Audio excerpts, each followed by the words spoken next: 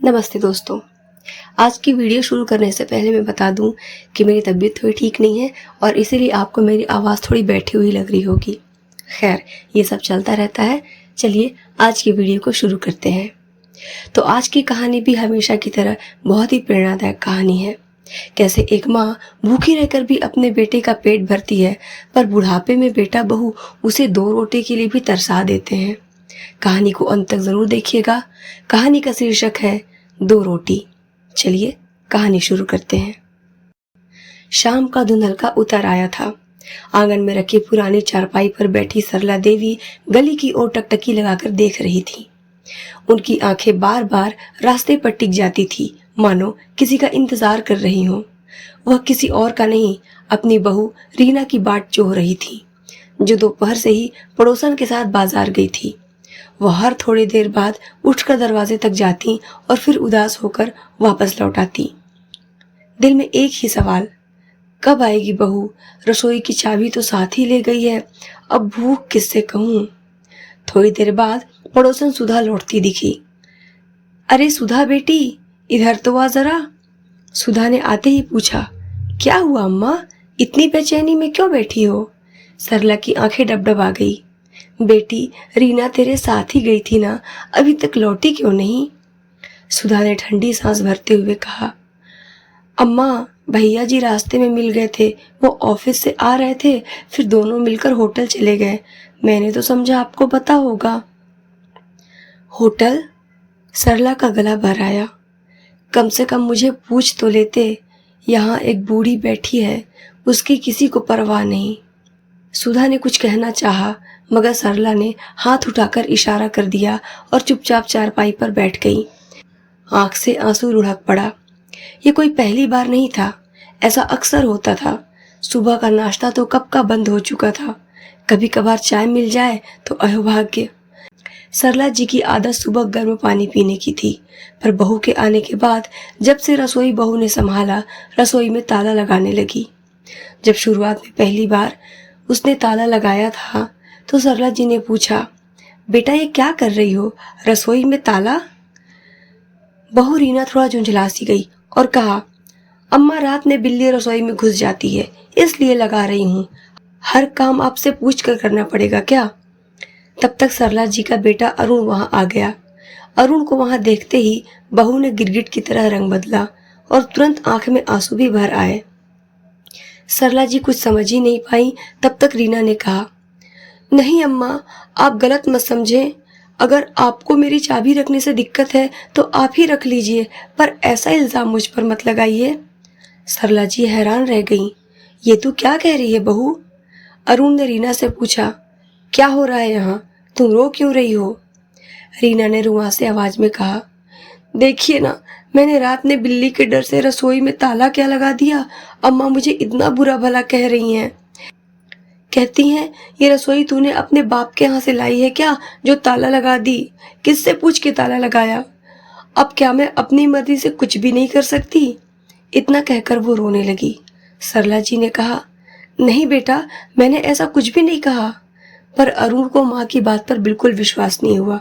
उसने गुस्से में चिल्लाते हुए कहा, माँ आपको दिक्कत क्या है? वो सारा दिन पूरे घर का काम करती है, हर छोटी मोटी बात का ध्यान देती है। क्या गलत कर दिया उसने ताला लगा के? बिल्ली रसोई में घुस के कुछ जूठा कर देगी तो आप और मैं ही तो बीमार पड़ेंगे। एक तो ये आपका इतना ध्यान रखती है और आप है कि उस पे ही बुरा भला कह रही हैं। सरला जी के मुंह से एक शब्द नहीं निकला।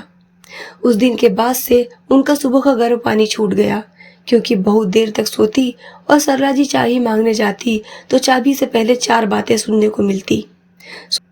सोचते सोचते सरला जी की आंखों से आंसू टपक पड़े। रोज नए नए नाश्ते की शौकीन सरला जी अब दोपहर के 1 बजे तक बिना कुछ खाए 2 रोटी का इंतजार करती रहती हैं। पेट भूख से मरोड़ जाता है, पर इन्हें पूछने वाला कोई न था। बहू से क्या शिकायत, जब बेटा ही माँ को भूल जाए।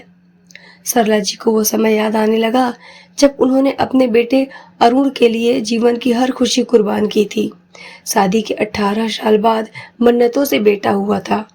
पति पत्नी ने दिन रात मेहनत की, अरुण की पढ़ाई पूरी कराई, अपने हिस्से का सुख चैन त्याग दिया, बस बेटे का भविष्य संवारने में जुटे रहे।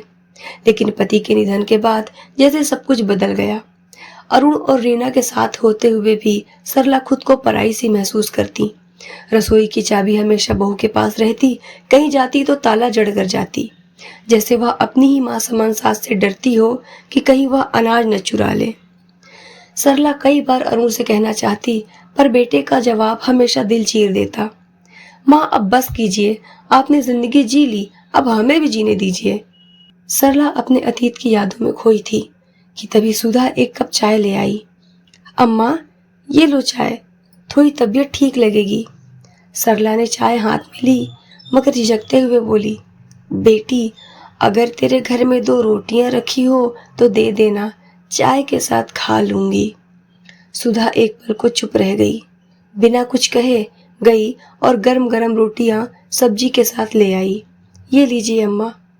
सरला ने कांपते हाथों से थाली ली और कहा, बेटी ठंडी रोटी ही दे देती, मैं तो वैसे ही खा लेती, क्यों इतनी परेशानी उठाई, मुझे ठंडी रोटी खाने की आदत है, अम्मा ने मुस्कुराते हुए कहा।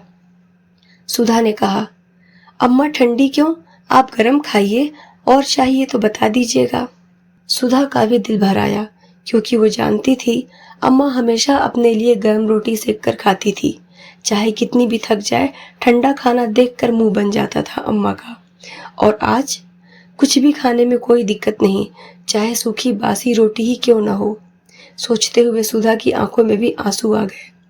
सुधा अपने घर चली गई। इधर सरला ने रोटी का पहला टुकड़ा मुंह में डाला तो आंखों से आंसू बह निकले। ये आंसू भूख मिटने के नहीं थे, बल्कि उस अपनेपन के थे जो बहू बेटे से कभी नहीं मिले। रात करीब 11 बजे अरुण और रीना साथ लौटे, आपस में हंसते बात करते हुए। आज तो बहुत थक गई हूँ यार, रीना ने कहा। मैं जा रही हूँ कमरे में सामान रखने, तुम गेट बंद करके आओ, बहुत नींद आ रही है। अरुण ने जाते जाते पूछा, रीना, माँ को कुछ दिया खाने को? रीना का चेहरा तमतमा गया। देती हूँ अभी, एक आफत भी तो साथ रहती है। बड़बड़ाते हुए उसने रसोई खोली, एक कटोरी में दूध और 4 ब्रेड निकालकर माँ के सामने रख दिए। ये खा लो अम्मा, मेरी हिम्मत नहीं बची कुछ बनाने की। सरला ने धीमे स्वर में कहा, बहू मैं तो। अब फालतू का ज्ञान मत देना अम्मा, जो है वो खा लो, मैं आधी रात 56 भोग नहीं बनाने वाली, बस खा लो, मुझे सोना है। रीना बिना बात सुने अंदर चली गई। सरला ने दूध ब्रेड को बिना छुए ही छोड़ दिया और करवट बदलकर आंखें बंद कर ली।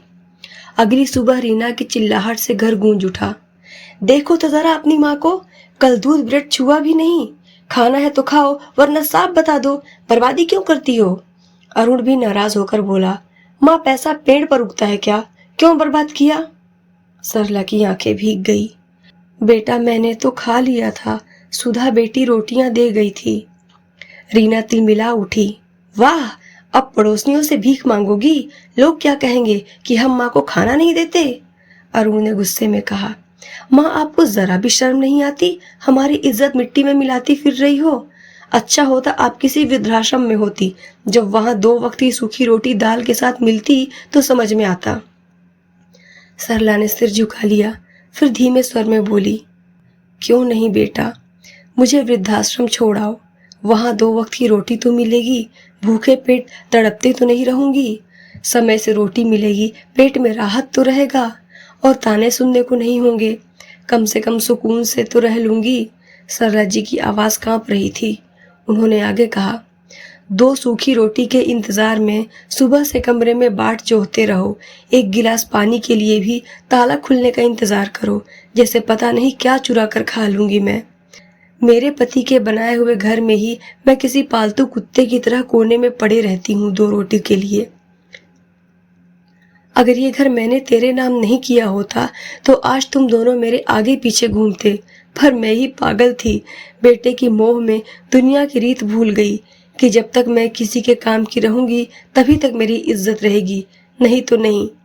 छोड़ दे मुझे वृद्धाश्रम, कम से कम जिंदगी के आखिरी पल में सुकून से तो रह पाऊंगी। इतना कहकर सरला जी रोने लगी। उनकी बात सुनकर पूरा घर सन्न रह गया। अरुण और रीना की आंखें झुक गई। समाज की बदनामी के डर से अरुण ने माँ को वृद्धाश्रम नहीं भेजा, मगर उस दिन से सरला ने मन ही मन ठान लिया, अब रोटी पेट भरने के लिए नहीं मांगूंगी। रिश्तों का स्वाद तो कब का खत्म हो चुका है, मैं भी खत्म हो जाऊंगी तो क्या हो जाएगा। क्यों माँ बाप बूढ़े होने पर हमें बोझ लगने लगते हैं। जो माँ हमें कभी भूखा नहीं देख सकती, उसे हम 2 वक्त की रोटी नहीं दे सकते। दोस्तों, आपको ये कहानी कैसी लगी मुझे कमेंट करके ज़रूर बताइएगा, और वीडियो पसंद आई हो तो लाइक करके हमारे चैनल को सब्सक्राइब ज़रूर कर लें। साथ में फेसबुक पेज को भी फॉलो करें। राधे राधे।